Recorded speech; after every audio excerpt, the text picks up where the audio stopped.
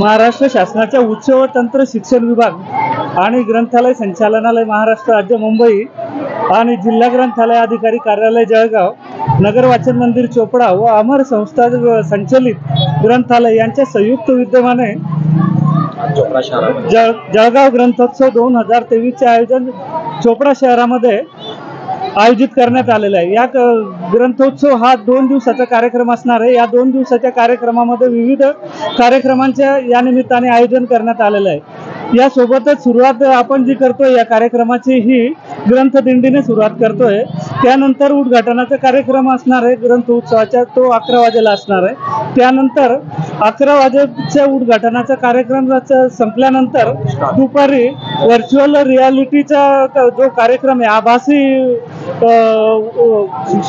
आभासी शिक्षणावरती कार्यक्रम विद्यार्थ्यांसाठी आयोजित केलेला आहे। त्यासोबतच विद्यार्थ्यांना 2 दिवसामध्ये त्यांना प्रात्यक्षिकासह ते व्हर्च्युअल रियालिटीचे जे हेडसेट आहेत त्याचं प्रात्यक्षिक विद्यार्थ्यांना दिलं जाणार आहे। यासोबतच सकाळी विद्यार्थ्यांसाठी आणि चोपडा शहरातील नागरिकांसाठी ग्रंथ विक्री आणि ग्रंथ प्रदर्शनाचं आयोजन करण्यात आलेलं आहे। आणि हा जो संपूर्ण कार्यक्रम आपण आयोजित केलेला हा संपूर्ण कार्यक्रम कन्या माध्यमिक विद्यालय चोपडा गणेश कॉलनी येथे आयोजित करण्यात आलेला आहे।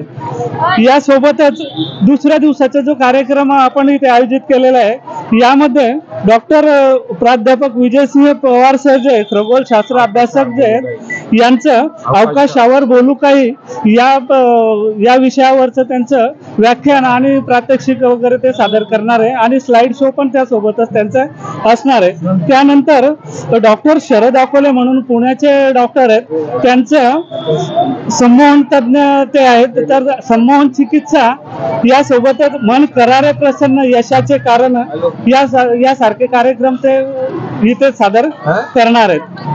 धन्यवाद। शासनातर्फे ग्रंथोत्सव एक चांगला असा उपक्रम राबवला जातोय। दरवर्षी साधारणतः जिल्ह्यावर घेतला जातो, पण यावर्षी तालुक्यावर घेण्याच्या संदर्भातला एक चांगला निर्णय झालेला आहे आणि चोपड्याला हा मान मिळालेला आहे।